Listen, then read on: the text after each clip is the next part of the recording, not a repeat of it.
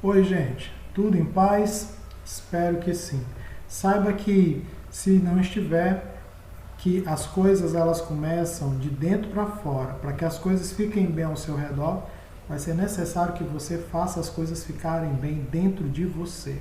Então, seja a mudança que você tanto almeja, deseja ver acontecendo em você e ao seu redor. Vai dar certo, não desista, continue. Gente, hoje nós vamos continuar falando sobre a nossa série Religião e Religiões e nós vamos abordar dois assuntos hoje. Primeiro, os desafios da fé e segundo, religiões adaptadas.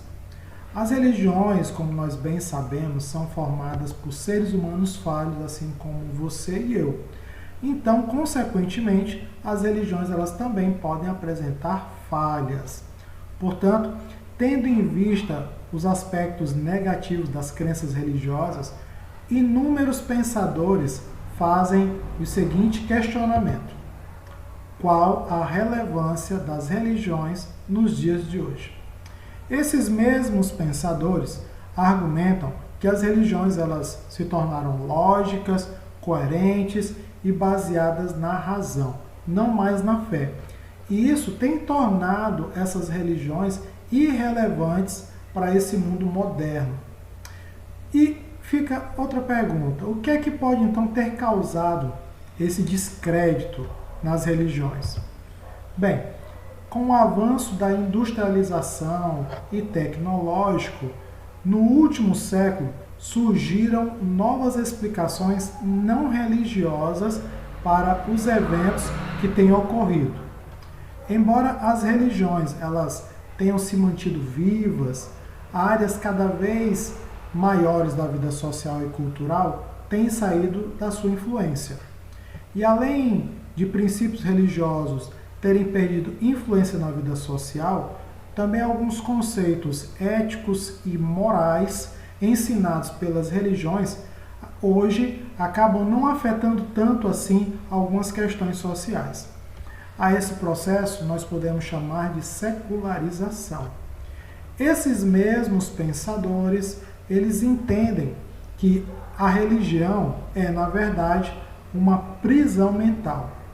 Esse grupo classifica as religiões como uma força negativa no desenvolvimento humano, dando origem, portanto, a estados comunistas e antirreligiosos. Essas pessoas, elas têm rejeitado a religião e se tornado ateus ou agnósticos. Em alguns casos, elas assumem sua fé a partir de uma consciência científica. Então, com isso, surge uma outra pergunta: será que nós somos hoje menos religiosos do que éramos há 50 anos atrás? A resposta para essa pergunta ela não é tão simples de se dar. Mas a gente sabe que na Europa tem surgido novos movimentos religiosos devido à descristianização que tem ocorrido. Em resposta às mudanças sociais e avanços científicos, algumas religiões antigas elas acabaram fazendo adaptações em seus modelos ou então elas vieram a se ramificarem. Outras combatem de forma convincente o processo ou progresso herético em um mundo cada vez mais racional, materialista e distante de Deus. Alguns mantêm a sua crença religiosa, mas traçam uma linha divisória entre a religião e a ciência. Procuram então não misturar essas duas coisas. Como nós bem sabemos, toda ação provoca uma reação. E assim, as religiões do islamismo, cristianismo e judaísmo acabaram ganhando novos seguidores. Essas três religiões, elas promoveram movimentos que resultaram no ganho de muitos adeptos, muitos seguidores que rejeitaram os valores liberais que eram propostos pelo mundo moderno. Essas são grandes religiões mundiais que tiveram início lá no Oriente Médio, como nós vimos em aulas passadas. Dessas três religiões, o cristianismo e o islamismo cresceram muito mais que o judaísmo. E atualmente o cristianismo e o islamismo são as duas maiores religiões do mundo. Numa ação espontânea, mais uma vez, o ser humano busca a Deus. Lembra do que falou Blaise Pascal? Vamos rever. O coração do ser humano tem um vazio do tamanho de Deus. Muitas pessoas, reconhecendo uma falta de espiritualidade na sociedade moderna, voltaram-se para as denominações carismáticas das grandes religiões ou para diversos novos movimentos religiosos que surgiram nos últimos 200 anos. Vamos dar uma olhadinha então no mapa como as religiões elas estão distribuídas atualmente. Como vocês podem perceber aí, existe uma diferenciação aí de algumas religiões, né, que a gente pode perceber através dessa legenda. O número de adeptos, há aproximadamente 1 bilhão de católicos no mundo, grupo majoritário entre cerca de 2 milhões de cristãos. Atualmente, a população mundial gira em torno de 7,8 bilhões de pessoas no mundo.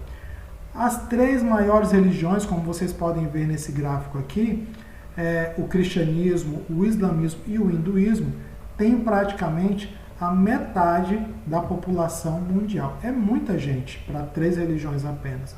O cristianismo é a maior, mas o islamismo é a religião que mais tem crescido nos últimos anos. Conforme o mapa, o cristianismo ele concentra-se aí nas Américas e em parte do continente europeu e continente africano.